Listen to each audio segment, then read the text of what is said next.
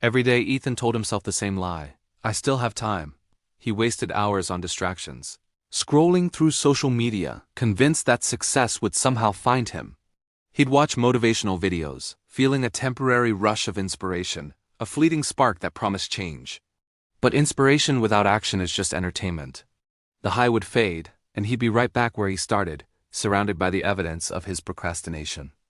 The clock on his wall seemed to mock him, its hands moving relentlessly forward. He was inspired for a few minutes, but never took action. The cycle was exhausting, a constant loop of good intentions and poor execution.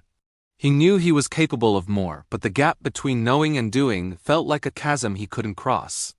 He was a spectator in his own life, watching his potential wither away one wasted hour at a time. Then, one night, the weight of his choices crashed down on him. The deadline for a crucial project was just hours away, yet his screen was still painfully blank. The time was 1 a.m. A wave of exhaustion and profound disappointment washed over him. In that moment of quiet despair, it hit him. Time wasn't waiting. It was moving, second by second, without mercy. It wasn't an infinite resource to be squandered. It was the very fabric of his life, and he was letting it unravel. He leaned back, the glow of the monitor illuminating his tired face, and whispered to himself, I don't need more time. I just need to use it better. The next day, seeking clarity, Ethan found his old teacher, Mr. Carter, enjoying the morning sun in a park. Sir, Ethan began, his voice heavy with frustration, I feel like I'm constantly running out of time. What am I doing wrong? Mr. Carter offered a calm, knowing smile. You're not short on time, Ethan, you're short on focus. Then his teacher said something he would never forget.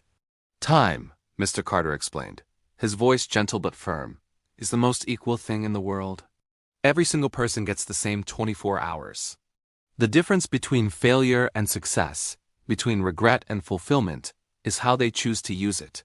He knelt and drew a large circle in the dirt with a stick. He divided it into sections. Work with purpose, rest to recharge. Learn to evolve, grow as a person, and find time to help others. Repeat this every single day. This is how you spend time wisely. It's not about finding more time. It's about giving your time a purpose. That conversation was the turning point. Ethan stopped chasing the fleeting feeling of motivation and started building a foundation of discipline.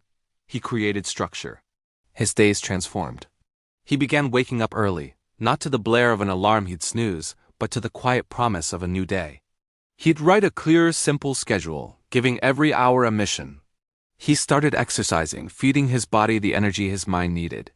He dedicated focused blocks to studying and deep work, turning off his phone and silencing the endless notifications. He learned the power of saying no to distractions, protecting his focus as if it were his most valuable asset.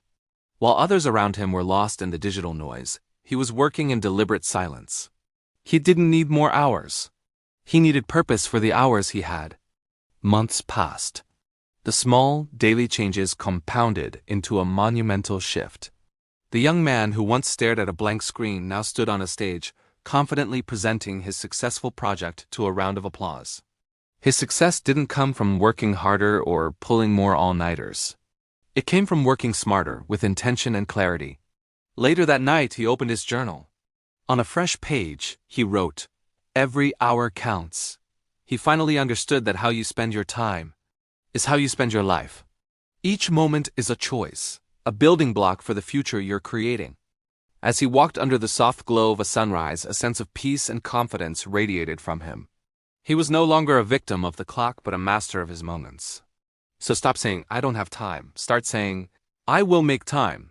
Because success isn't about the time you have, it's about how you use it. Thanks for watching. If this story resonated with you, please give it a thumbs up and subscribe for more content to help you build a better life. We'll see you in the next one.